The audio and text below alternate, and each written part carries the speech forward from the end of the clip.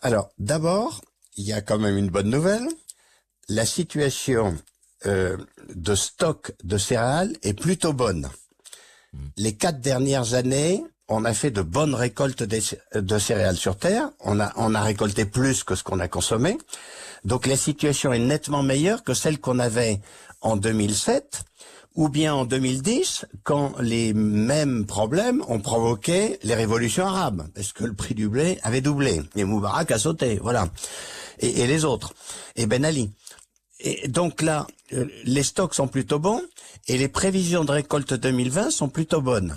Donc normalement, si personne ne perd son sang-froid, il y a de quoi nourrir l'humanité. Je vous parle d'abord des céréales parce que c'est quand même l'essentiel de la nourriture et en particulier l'essentiel de la nourriture pour les gens pauvres. Les gens vraiment pauvres, ils ne mangent qu'une seule chose. Tous les jours la même chose. Ils ne mangent que du riz ou que du manioc ou que du pain. Et donc, le cours d'autres matières premières les importe beaucoup moins. Or, les pays qui sont capables de produire plus de céréales qu'ils n'en mangent sont très peu nombreux sur Terre. Il y en a à peine une vingtaine. La grande majorité des pays du monde produit moins que ce qu'ils mangent. Alors ça commence par exemple par les pays qui n'ont pas assez de terre et trop de population. Bon, le Bangladesh, 1221 habitants au mètre carré. En France, il y en a 119. On imagine que c'est beaucoup plus difficile de nourrir les Bengalis. Ben, ils importent beaucoup de riz. Bon, ensuite, l'Égypte. L'Égypte, apparemment, c'est un grand pays, mais c'est un désert, point final. C'est un désert traversé par une rivière. Il y a 100 millions d'habitants en Égypte.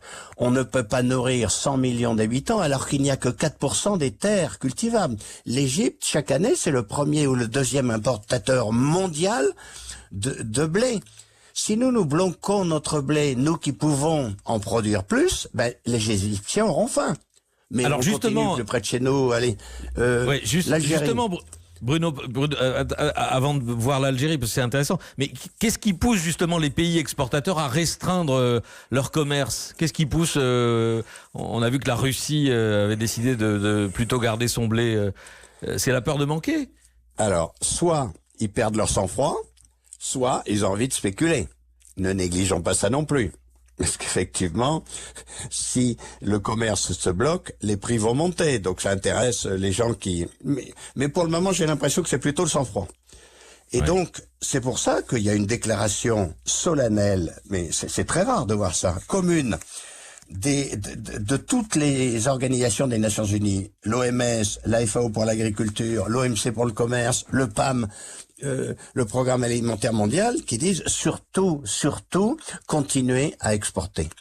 En fait, la nourriture d'une bonne partie de l'humanité pauvre dépend du sang-froid et de la volonté de vendre d'une vingtaine de pays. À peine une vingtaine, hein.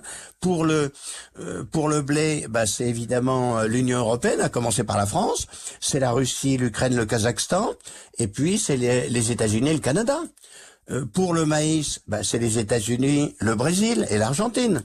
Pour le riz, c'est le Pakistan, le Vietnam, la Thaïlande. Donc, en fait, il faut absolument que ces pays continuent à exporter.